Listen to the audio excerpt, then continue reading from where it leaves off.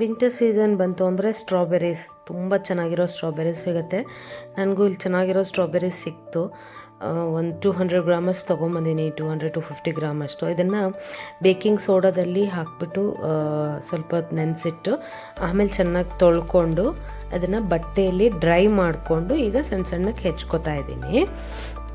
ಈಗ ಒಂದು ಬಾಣಲಿಗೆ ಖರ್ಜೂರ ಪೇಸ್ಟ್ ಹಾಕ್ಕೊಂಡಿದ್ದೀನಿ. ಒಂದು 8-10 ಖರ್ಜೂರನ ಬಿಸಿನೀರಲ್ಲಿ ನೆನೆಸಿಟ್ಟು ಅದನ್ನು ಪೇಸ್ಟ್ ಮಾಡ್ಕೊಂಡಿದ್ದೀನಿ. ಅದನ್ನು ಒಂದು 2 ನಿಮಿಷ ಹಾಗೆ ಬಾಣಲೆಯಲ್ಲಿ ಬಾಡಿಸ್ಕೊಂಬಿಡೋಣ.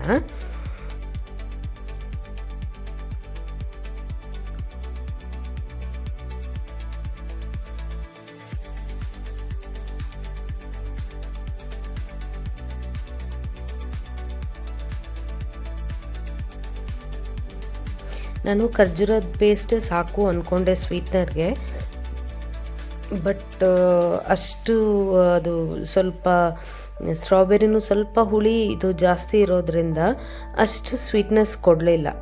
ಸೊ ಅದಕ್ಕೋಸ್ಕರ ನಾನಿಲ್ಲಿ ಸಕ್ಕರೆನೂ ಬಳಸ್ತಿದ್ದೀನಿ. ಈಗ ಹೆಚ್ಕೊಂಡಿರೋ ಸ್ಟ್ರಾಬೆರಿನ ಹಾಕ್ಕೊಂಡು ಚೆನ್ನಾಗಿ ಮಿಕ್ಸ್ ಮಾಡಿ ಅದನ್ನು ಬೇಯಕ್ಕೆ ಬಿಡೋಣ.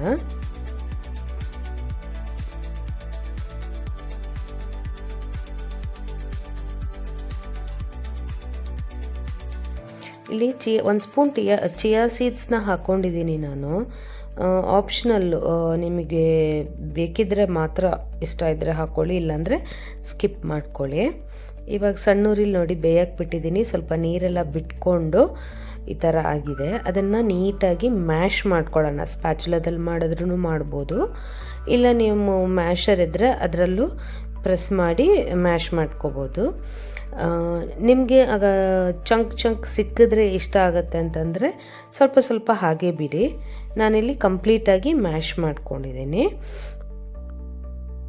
ನಾನು ಟೇಸ್ಟ್ ನೋಡಿದವಾಗ ಸ್ವೀಟ್ ಸಾಕಾಗಿಲ್ಲ ಅಂಥೇಳಿ ನಾನು ಟ್ರೂ ನೇಟಿವ್ ಅವ್ರದ್ದು ಮಾಂಕ್ ಫ್ರೂಟ್ ಶುಗರ್ ಬರುತ್ತೆ, ಅದನ್ನು ಯೂಸ್ ಮಾಡ್ತಾಯಿದ್ದೀನಿ 1-2 ಸ್ಪೂನು.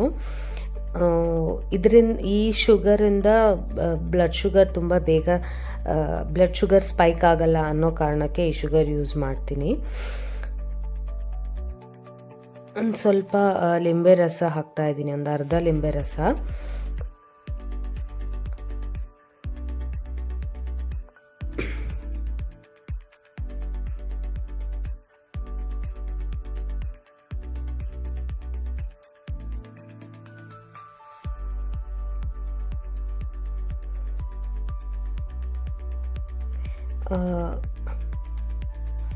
ಇದು ನೋಡಿ, ಮ್ಯಾಶ್ ಎಲ್ಲ ಮಾಡ್ಕೊಂಡಾದ್ಮೇಲೆ ಒಂದು 2 ನಿಮಿಷ ಕುದಿಸಿದ್ರೆ ಸಾಕು, ಜಾಮ್ ರೆಡಿ ಆಗುತ್ತೆ. ಇದನ್ನ ತಣ್ಣಗಾದ್ಮೇಲೆ ಒಂದು ಕ್ಲೀನಾಗಿರೋ ಸ್ಟೆರಿಲೈಸ್ಡ್ ಆಗಿರೋ ಗ್ಲಾಸ್ ಕಂಟೈನರಲ್ಲಿ ಹಾಕಿಬಿಟ್ಟು ಇಡಬೇಕು. ನಾನು ಇದನ್ನು ಫ್ರಿಜ್ಜಲ್ಲೇ ಸ್ಟೋರ್ ಮಾಡಿದ್ದೀನಿ. ಇದು